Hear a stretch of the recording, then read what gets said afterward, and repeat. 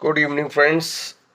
Today we'll learn something about the new ULIP cum protection plan that's called Smart Protect Plan. Right. Before I start the plan, let me give you the disclaimer that for complete, exact, and full information, please refer the brochure which could be found on websites, Google, etc. The website is hdfclife.com. Right. So let's start with the product. Smart Protect Plan is basically the combination of two basic insurance plans. First is term, second is ULIP. Right. Whenever we invest in the market or whenever we look into any kind of a plan, we always say that we should address any of the need. Right.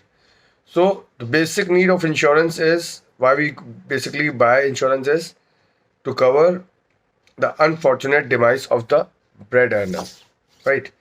On a contrary, we also want that जो पैसा हमने invest किया, the money we have invested should get something in return also, right? So for that, we very well know that juleps, that is equity based products, are the best products in the insurance industry, which gives you the decent returns, maybe which hovers from maybe 10, 12, or 15% depending on how much time you have been invested in the market and the fund performance, etc. Right. So basically, in this product, we have covered you in three ways. Right. First, as usual, whenever you pay us any premium, right, depending on your premium paying term, policy term, and age, we offer you the multiplier of the sum assured. That is, in usual ULIPs, we offer you 10 times risk cover of the premium. So अगर किसी ने 50,000 रुपया premium पे किया तो इससे कि हम आपको 5 लाख रुपए का इंश्योरेंस अमाउंट देंगे. But here in this plan we give you an option. आप 10 टाइम्स तो बेसिक है ही, आप चाहो तो 20, 30, 40, 50, 60, 70, 80, 90, 100 टाइम्स भी जो है आप रिस्क कवर ले सकते हो. दैट मीन्स जिस 50,000 के अगेंस्ट में हमें सिर्फ 5 लाख रुपए का इंश्योरेंस मिल रहा था, अब उसी 50,000 के अगेंस्ट में एज पर my choice and availability of multiplier 100 times of the risk cover भी ऑप्ट कर सकता हूँ.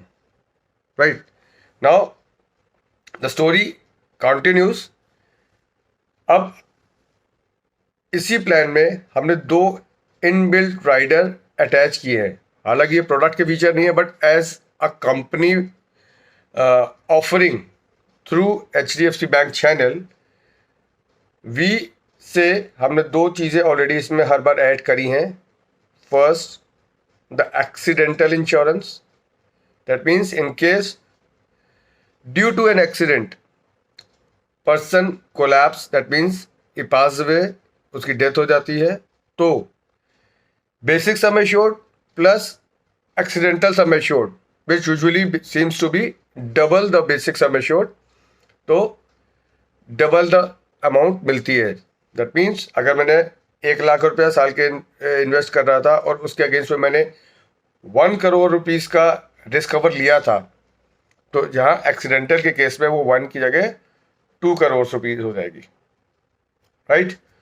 अब 2 करोड़ पे sum assured in case of accident. तीसरी चीज़ जो हमने इसमें ऐड करी है, दैट इज़, ये ज़रूरी नहीं है कि अगर किसी का एक्सीडेंट हो तो उसकी डेथ ही हो, एक्सीडेंटल डेथ ही हो. Right.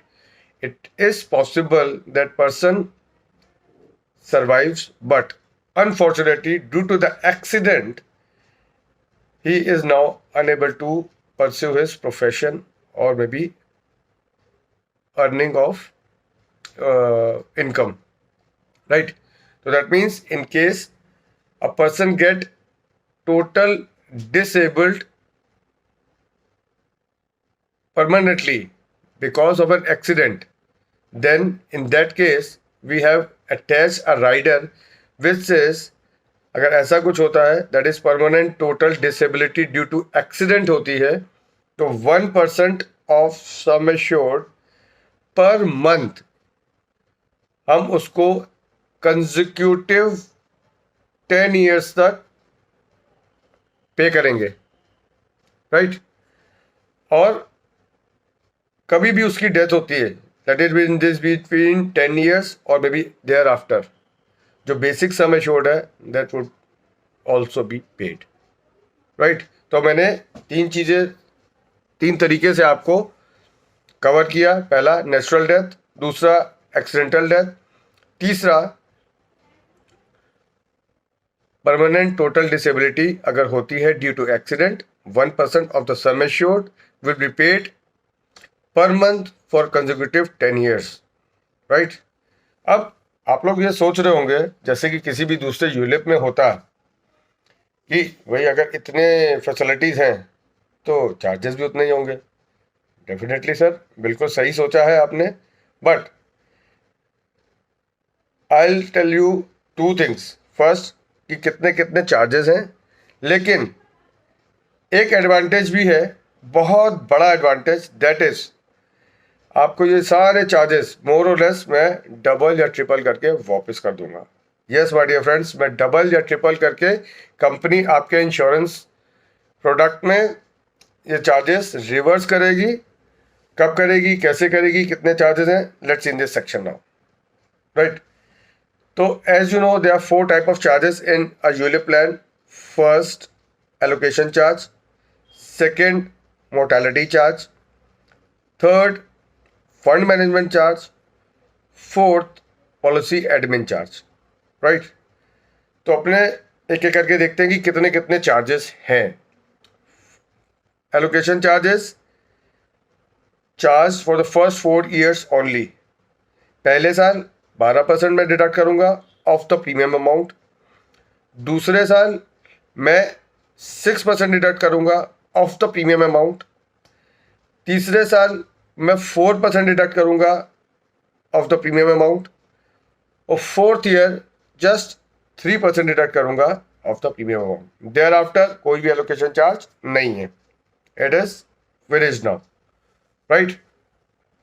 Second is fund management charge which is 1.35% per annum deducted on daily basis and being adjusted in NAV before the declaration of the same. That is NAV के declare होने से पहले हमारा जो fund management charge है वो उसमें adjust हो जाता है.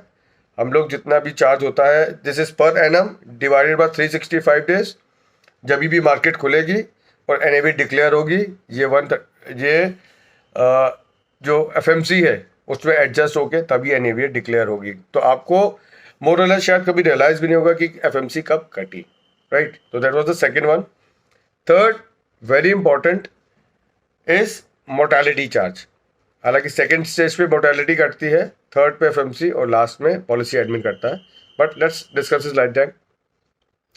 अब जो मोर्टेलिटी चार्ज है that is been deducted on sum at risk. Sum at risk का मतलब कि जो पैसा इंश्योरेंस कंपनी एक्चुअल कवर कर रही है, दैट मीन्स एक एग्जांपल के तौर पे ले लेते हैं. मैंने आपको बोला अगर 1 लाख रुपए किसी ने दिया तो मैं 1 करोड़ रुपए का उसको जो है सम एश्योर्ड दे सकता हूँ, राइट? अब let's say example next year ही उसकी डेथ हो गई, या लेट्स से एग्जांपल 4-5 साल बाद उसकी डेथ हो गई. तो जब भी उसकी डेथ होगी मुझे इन नॉर्मल टर्म्स 1 करोड़ रुपया देना है, लेकिन 1 लाख रुपए का प्रीमियम मेरे पास आ चुका है एज अ इंश्योरर, ठीक? तो रिमेनिंग 99 लाख रुपीस पे ही ओनली आपका जो है मोर्टेलिटी के चार्जेस डिडक्ट होंगे। मोर्टेलिटी के चार्जेस कैसे डिडक्ट होते हैं? This is deducted although calculated per annum but deducted on per month basis and been adjusted or claimed by an insurer by deducting your units. Okay, तीसरे पे आते हैं fund management last पे instant, that is policy admin charge. This policy admin charge is 0.35% per month of the premium amount, right, which could be increased by 5% per annum as mentioned on the brochure, right.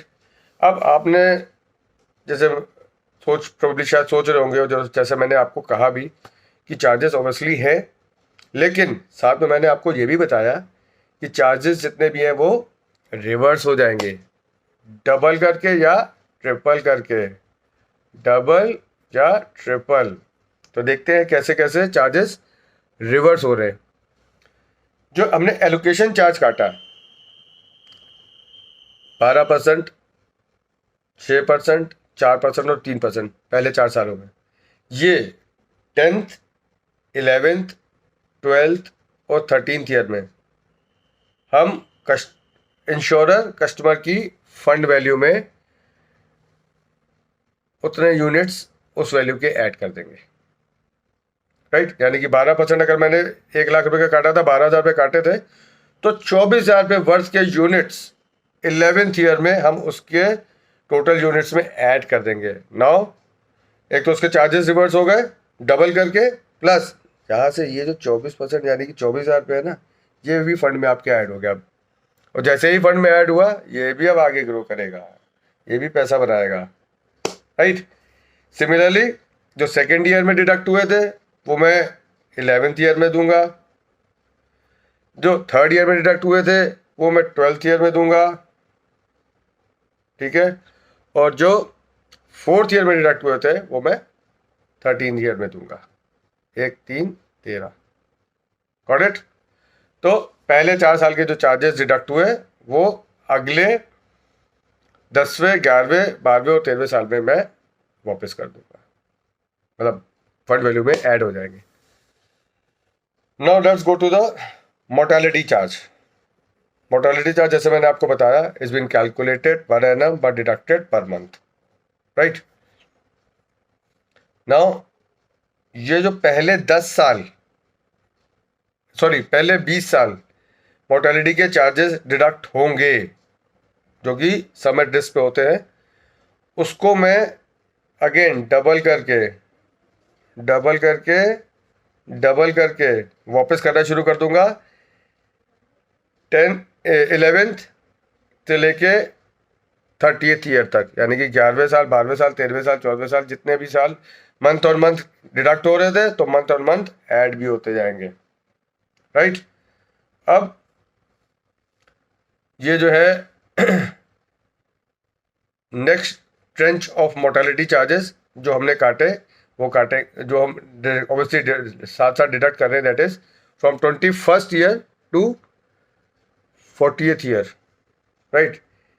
तो जो 21st से लेके 30th year के charges होंगे वो हम triple करके आपको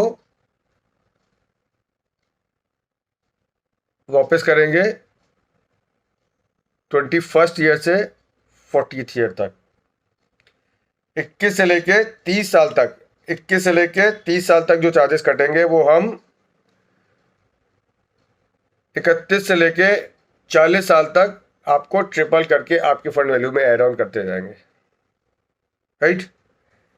और अब लास्ट में बचा फंड मैनेजमेंट चार्ज, ये at the time of maturity सारे के सारे हम वापस कर देंगे. तो माय डियर फ्रेंड्स, अगर फंड मैनेजमेंट चार्जेस जो है फंड पे लगते हैं तो एक ओवरऑल जो है इसका एक बड़ा कॉर्पस बनता है 40 साल में. अगर हम इलस्ट्रेशन को देखें तो इसका बाइफरकेशन वहाँ मेंशन्ड होता है. उस बाइफरकेशन में आपको पता चलेगा कि 40 साल में कितने फंड मैनेजमेंट चार्ज कटे और मैंने लास्ट में कितने फंड मैनेजमेंट चार्जेस रिटर्न कर दिए। तो ये भी एक डिसेंट अमाउंट हो जाती है 40 साल में, which may be goes into lakhs. Yes my dear friend, it may go into lakhs. ठीक है, क्योंकि अगर मैं नॉर्मल रजिस्ट्रेशन की बात करूं तो 10-10 लाख रुपए अगर सॉरी लाख लाख रुपए अगर किसी ने 10 साल दिए तो मैच्योरिटी पे at the end of the 40th year वो 70-80 लाख रुपए बनते हैं। तो 80 लाख रुपए का अगर 1.135% निकालेंगे तो आप खुद ही कैलकुलेट कर लीजिए, 80-90 लाख रुपया स्ट्रेट अवे, 1000 रुपया स्ट्रेट अवे हो गया। तो 90,000 रुपये अगर मैं आपको वापस कर रहा हूँ, it makes a decent amount. आज से 40 साल बाद भी 1 लाख की कीमत कम से कम 25,000 जितनी होगी, 20,000 जितनी होगी। तो मैंने अगर आपको आज की डेट में 20,000 रुपये वापस कर दिए, that means a big good decent amount, right. अब आ जाते हैं next section of the product, that is